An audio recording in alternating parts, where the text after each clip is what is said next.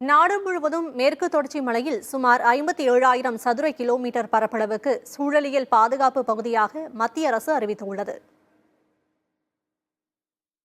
வயநாடு நிலச்சரிவை தொடர்ந்து தமிழ்நாட்டில் 7,000 சதுர கிலோமீட்டர் பரப்பளவை சூழலியல் பாதுகாப்பு பகுதியாக அறிவிப்பது தொடர்பாக மத்திய அரசு வரைவு அறிக்கை வெளியிட்டுள்ளது. மத்திய அரசின் புதிய வரைவு அறிக்கையில் தமிழ்நாட்டிலிருந்து குஜராத் வரை நீண்டுள்ள மேற்கு தொடர்ச்சி மலைத்தொடரில் 56,825 சதுர கிலோமீட்டர் பரப்பளவு இடம்பெற்றுள்ளது. இதில் நிலச்சரிவால் பாதிக்கப்பட்ட வயநாடு மாவட்டத்தின் 13 கிராமங்கள் உட்பட கேரள மாநிலத்தின் 9,993 சதுர கிலோமீட்டர் பரப்பளவை சூழலியல் பாதுகாப்பு பகுதியாக அறிவிக்க முன்மொழியப்பட்டிருக்கிறது. தமிழ்நாட்டில் 6,914 சதுர கிலோமீட்டர், கர்நாடகாவில் 20,668 சதுர கிலோமீட்டர், மகாராஷ்டிராவில் 17,340 கிலோமீட்டர் பரப்பளவும் இதில் அடங்கும்.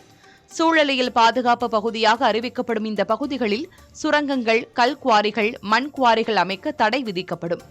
தற்போது செயல்பாட்டில் உள்ள சுரங்கங்கள் குத்தகை காலாவதியாகும் நாளிலிருந்து 5 ஆண்டுகளுக்குள் படிப்படியாக மூடப்படும். புதிதான நீர்மின் நிலையங்கள் அமைக்க முடியாது. ஏற்கனவே செயல்பாட்டில் உள்ள நீர்மின் நிலையங்கள் விரிவாக்கம் செய்யவும் அனுமதி மறுக்கப்படும். பெரிய அளவிலான கட்டுமானங்களுக்கு தடை விதிக்கப்படும் என்றாலும் குடியிருப்புகளுக்கு தடை விதிக்கப்படாது.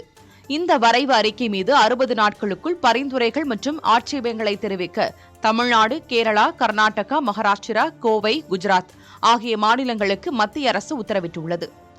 மேற்கு தொடர்ச்சி மலையின் பாதுகாப்பு தொடர்பாக 2013 அமைக்கப்பட்ட கஸ்தூரிரங்கன் கமிட்டி 59,940 சதுர கிலோமீட்டர் பரப்பை சூழலியல் பாதுகாப்பு பகுதியாக அடையாளம் கண்டது.